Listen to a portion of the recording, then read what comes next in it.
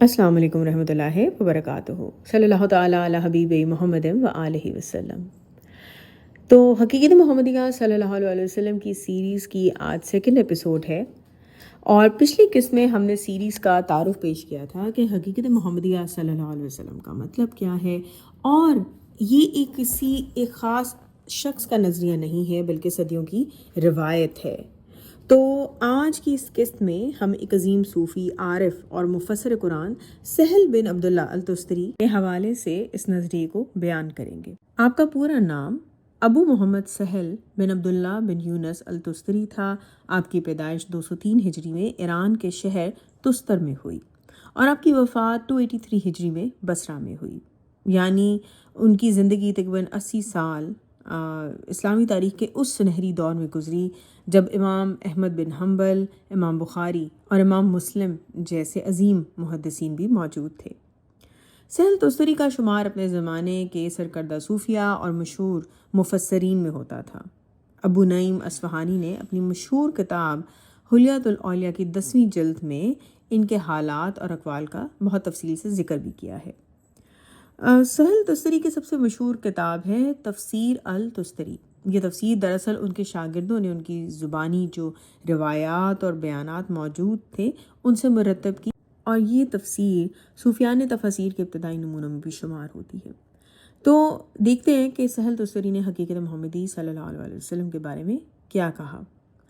سہل تستری نے قرآن پاک کی ایک معروف آیت کی تفسیر میں ایک ایسی بات لکھی تھی کہ جس نے بعد کی پوری صوفیانہ روایت کی بنیاد رکھی، اور وہ آیت ہے سورہ الاعراف کی آیت نمبر 172، جسے آیت میثاق عہد العصد بھی کہا جاتا ہے۔ تو اس آیت میں اللہ تعالیٰ نے فرمایا، اور جب آپ کے رب نے بنی آدم کی پشتوں سے ان کی ذریت کو نکالا، اور پھر اللہ نے ان سے سوال کیا الستُ بربکم، کیا میں تمہارا رب نہیں ہوں؟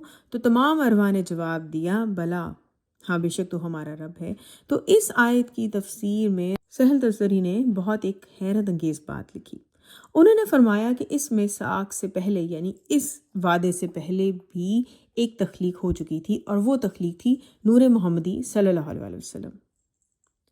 ان کے الفاظ یہ ہیں کہ بے شک اللہ تعالیٰ نے محمد صلی اللہ علیہ وسلم کا نور اپنے نور سے پیدا فرمایا، اور پھر یہ نور اللہ کے سامنے ہزاروں سال عبادت میں مشغول رہا، اس سے پہلے کہ کوئی اور مخلوق پیدا ہو، اور پھر اللہ نے اسی نور سے تمام ارواح کو پیدا فرمایا۔ انہوں نے مزید یہ فرمایا کہ اللہ تعالیٰ نے جب محمد صلی اللہ علیہ وسلم کا نور پیدا کیا تو اس نور کو 4 حصوں میں تقسیم کیا۔ پہلے حصے سے قلم پیدا کیا، دوسرے حصے سے لوح محفوظ کو پیدا کیا، تیسرے حصے سے عرش الہی کو، اور چوتھے حصے کو پھر مزید تقسیم کر کے باقی کائنات پیدا کی، جیسے فرشتے، آسمان، زمین اور تمام مخلوقات۔ سہل تستری اپنے دور میں اتنے بڑے عالم اور صوفی مانے جاتے تھے کہ بصرہ کے علماء ان سے روایات لیتے تھے۔ ان کے شاگردوں میں ایک نام محمد بن سالم البصری کا بھی تھا، کہ جنہوں نے سالمیہ نامی ایک علمی سلسلہ بھی قائم کیا تھا۔ تو سہل تستری ایک فرد واحد نہیں تھے، بلکہ وہ علمی روایات کے امام بھی تھے۔ تو گویا بات یہ کی جا رہی ہے کہ مخلوقات میں، یعنی کہ سب تخلیقات میں، اللہ تعالیٰ نے سب سے پہلے حضور پاک صلی اللہ علیہ وسلم کا نور مبارکہ تخلیق فرمایا۔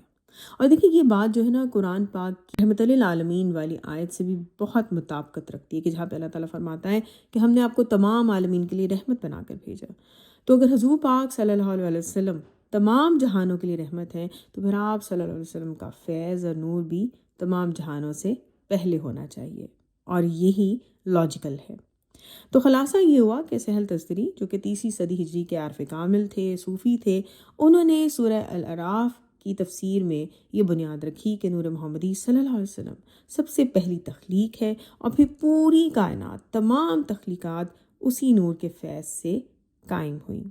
اور یہ بات ان کی تفسیر التستری میں موجود ہے، اور اسے ابو نعیم اصفہانی نے حلیۃ الاولیاء کی جلد 10 میں بھی نقل کیا ہے۔ تو انشاءاللہ نیکسٹ سیریز میں ہسٹری میں اس ٹاپک پہ جن عارف نے بات کی ہے ان کا ہم بیان جو ہے وہ نیکسٹ ایپیسوڈ میں بیان کریں گے۔ دعا ہے کہ اللہ تعالیٰ ہم سب کو حضور پاک صلی اللہ علیہ وسلم کی خوبصورت ترین معرفت عطا فرمائے، کہ جیسے اللہ اور اس کے حبیب صلی اللہ علیہ وسلم کو ہمارے لیے پسند ہو، اور ہم سب کو کل عالمین میں حضور پاک صلی اللہ علیہ وسلم کے نالین مبارک میں دائمی حضوری عطا فرمائے۔